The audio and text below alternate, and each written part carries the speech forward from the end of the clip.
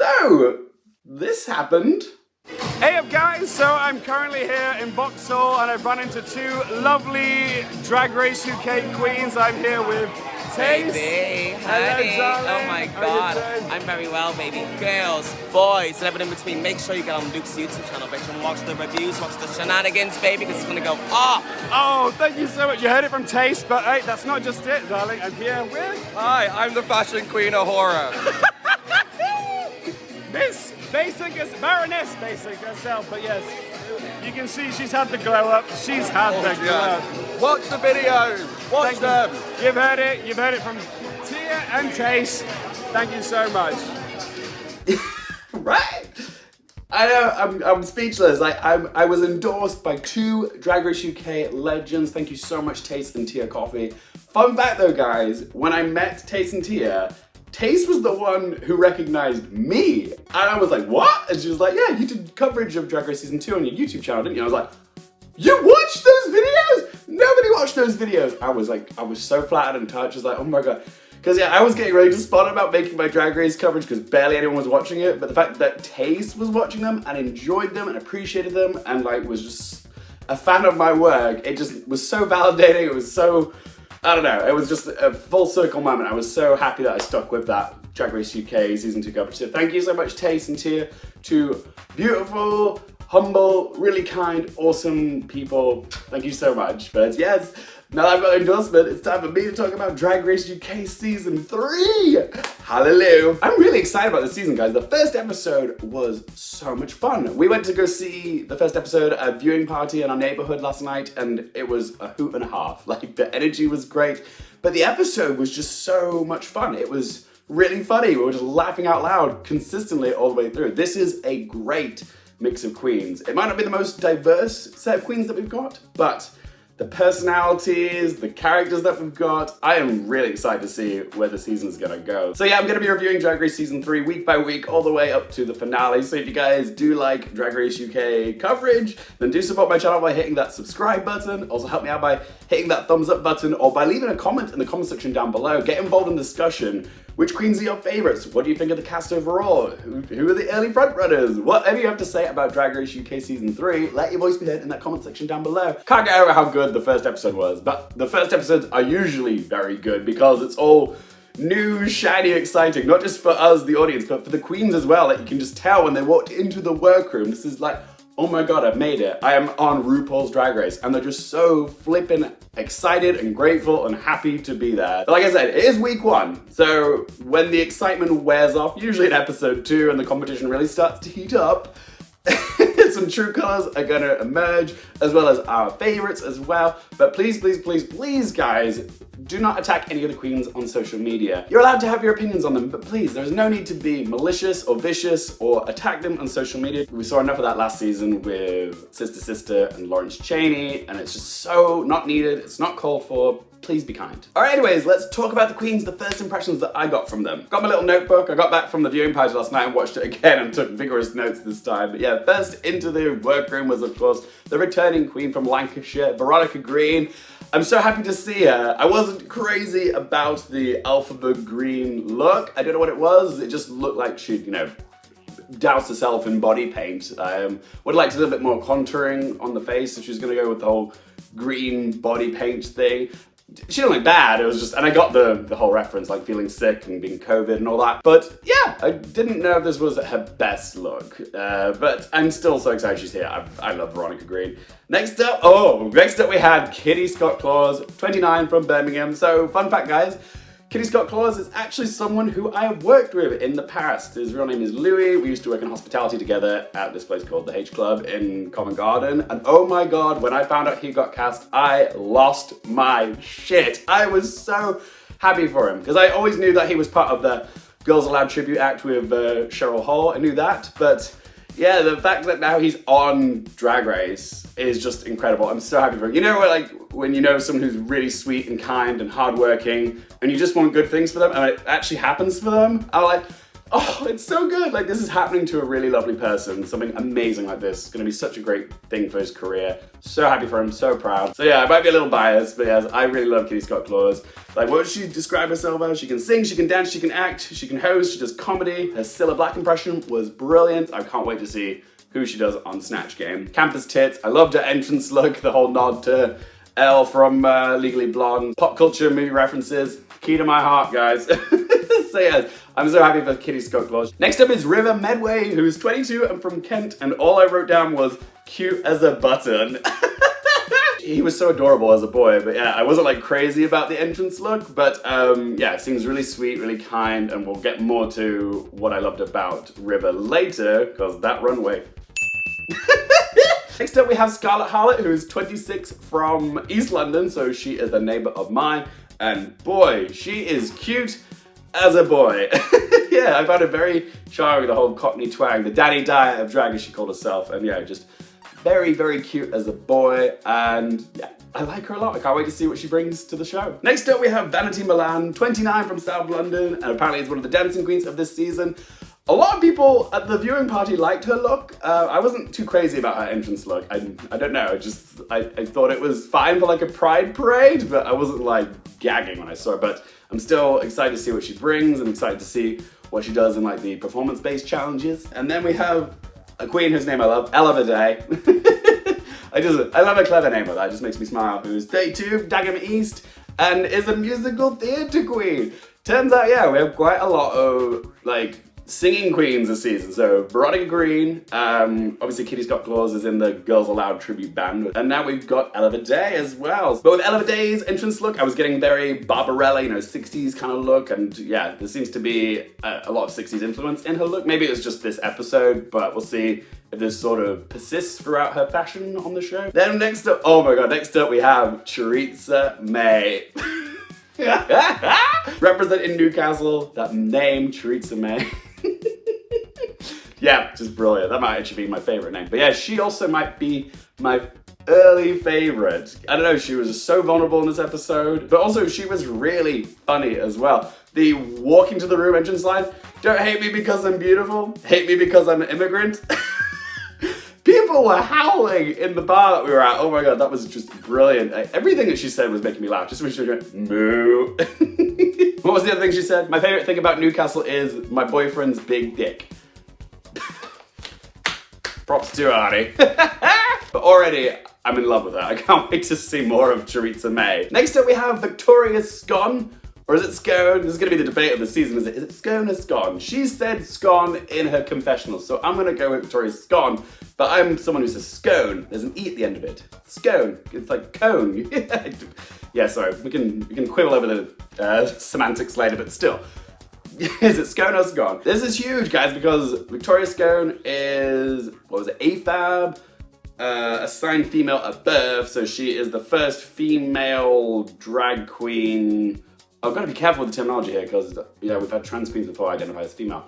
But yeah, she's the first AFAB queen on the series. Yeah, so yeah, she was born with a vagina. And she's a very camp queen. Great looks. I kind of thought she looked a bit like, in the workroom entrance look, I thought she looked a little bit like a hybrid of the Vivian and Ellie Diamond. Did anybody else sort of get that? She grabbed my attention the second she said, gotta grab this opportunity by the flaps. Only on Drag Race. You're watching the BBC. Next up we have Electra Fence, who is 29 and from Burnley, which is like near Blackburn. She kind of reminded me of Tia Kofe. Like, I really clicked with her personality really quickly, but her entrance look I was not crazy about. I thought, oh yes, her looks are a bit on the basic side, but oh my god, she has personality for days. Like, she was making me laugh, just making fun of the fact that she's what, 5'2" and a bit. She can now get on roller coasters finally, like she can get on the bus for free. There's like the self-deprecating humor is just immediately resonated with me. I was just like, okay, I like this queen a lot. I think it's the northern accent, it's just very disarming and very charming. Next up we have Anubis, one of the youngest contestants of the season, 19, who's English Egyptian and is outrageous, odd and overweight from Brighton. Yes, again, very sweet queen, like just was very polite, very happy to be there, and I'm sad that she's the first one to go home. Definitely a queen I would like to see more from. Next up we have another 19-year-old, Krystal Versace from Kent, who apparently invented tits. First thing I thought when I saw Krystal Versace was Violet Chachki. Did anyone else get Violet Chachki vibes? I think it was the waist. It was just so super cinched, like that death becomes her. So yes, amazing with makeup. Her look was really eye-grabbing as well. All of her looks were eye-grabbing this week. I mean, she won the damn week, didn't she? I did think that she was, even in the confessionals, just constantly caked in makeup. Like, there was so much makeup on her, even as a boy. But hey, that's her choice, I guess. But still, yeah, just glommed in makeup. She's definitely one to keep an eye out for. But also, the reaction of Kitty Scott Claus seeing two 19-year-olds walk into the workroom, that set me off. Another one? Another one? And last, but by certainly no means least, we have Charity Kase. What the fuck? My jaw hit the floor the moment she walked into the workroom. That is how you make a first impression. That is how you make people take notice of you, with this crazy demonic look. Oh wow, like she is, I was really into it. I was digging it. Like, I know not everyone's gonna love that style of drag, but it's just so refreshingly different. Just this twisted Halloween spooky queen. Like, I'm very keen to see more of her. Like, her looks this episode, just stunning, stunning, stunning, stunning. Before we talk about the main challenge, we did have a mini challenge this week, which was the Day Charades thing. And this was a great little icebreaker type challenge because it was just a lot of fun. It was silly. It showed like the queen's improv skills. A lot of them were so funny. RuPaul was having a good time as well. When RuPaul's having fun, we're having fun. But yeah, Kitty Scott Claus pointing at her ass and like nobody's getting booty. It's booty! Yeah, I love the mini challenge. I don't think anybody won anything for it, but yeah, it was just a nice little icebreaker. This episode was just a lot of fun. It was the same format as like the previous two, so the queens had to do two looks. One was a hometown look of theirs, and the second was their favorite things. And I was waiting for somebody to do a, Sound of Music reference, like someone coming out in like parcel and strings and whiskers on kittens, I don't know, something like that, but no one interpreted it that way. So instead of me going through all of the queens' looks individually, because that would take forever, let's just talk about the top three and the bottom three this week. So the top three queens were Krystal Versace, Victoria Scone, and Scarlett Harlett, and the bottom three queens were Anubis, Electra Fence, and River Medway. So did I agree with the top three and the bottom three this week? Honestly, my personal opinions didn't align with the judges because I thought Charity Kase should have been in the top three. I like Scarlett Harlett's pearl look. I wasn't overly crazy about the 80s music look, which was fine. I didn't think it was anything exceptional, just compared to Charity Kase's clown thing with the dick in the box. That was just, I don't know, the level of ingenuity and creativity there, it was just like, it was impossible to ignore. I was like, how did Charity Kase not get in the top three? I was baffled by it. I did agree with Krystal Versace and Victoria Scone also being in the top. They were great as well. But yes, I also loved Victoria Scone's Campers Christmas finger sandwiches afternoon tea look. The very Lee Bowery inspired. It was fantastic. Well done to her. That was just like, mwah. As for the bottom three, I'm trying not to let my own biases interfere with my honest opinions, but I do think that Kitty Scott Claus deserved to be in the bottom this week. I'm so sorry, I love her, but oh my god, her looks, I wasn't blown away by. Like, she's from Birmingham, and she said her outfit represented the fact that she was chocolate, and I just didn't get chocolate from it. But then the ABBA look as well, like, she loves ABBA, her favorite thing is ABBA. But yes, I don't know, I just thought the look was super basic. I don't know, I love Kitty Scott Claus and I wanted to do so on this competition. I'm happy that she was safe, but if I was judging this, I thought she would have been in the bottom. I'm just saying, okay? I did kind of agree with Anubis's looks being a bit unflattering. Like when Anubis walked out in the Helter Skelter look, I just thought Colgate. The toothpaste, it's just like, she looks like a big tube of toothpaste. Yeah, and the second gown, the copper gown with the fishnet thing on it, yeah. It just, the net looked like an afterthought. Oh my god, we have to talk about River Medway, who, this is the thing with the first episode, if you make a good impression with your personality, if that comes through, that can save you. And oh my god, River Medway with that whole, and the shuffling across the way, oh my god, the execution of it. People were losing their shit in the bar that we were watching it. It was so brilliant. As I say, it doesn't matter how far River Medway gets in this competition. She's already left an indelible mark on the Drag Race franchise. That's something that she's already going to be remembered for. Just it's just iconic. And I think that's what saved River Medway, because I didn't like either of her looks. I'm sorry. Yeah, I mean, like, the traffic cone thing was cute. I'll give it that. But yeah, the second look with the music, honey. Yeah. Yeah, that was a bit of a train wreck. No offense to her. The wig, the red wig, it didn't look like it was teased properly. But yeah, her personality was so delightful. I could have drank a cup of her. And then the last one was Electra Fence. I keep wanting to say Electra Shock, you know, from Drag Race Australia Down Under. But yeah, it's Electra Fence, Luke. Get it in your head. So yeah, Electra Fence. Yeah, I wasn't too crazy about either of her looks. Let's talk about the lip sync for the win, for the RuPaul to badge first. Turn around. Total Eclipse of the Heart, that one. Great song choice. Like, I can't believe we never had it on the show before. Maybe we have, but it is a phenomenal sort of belter of a song.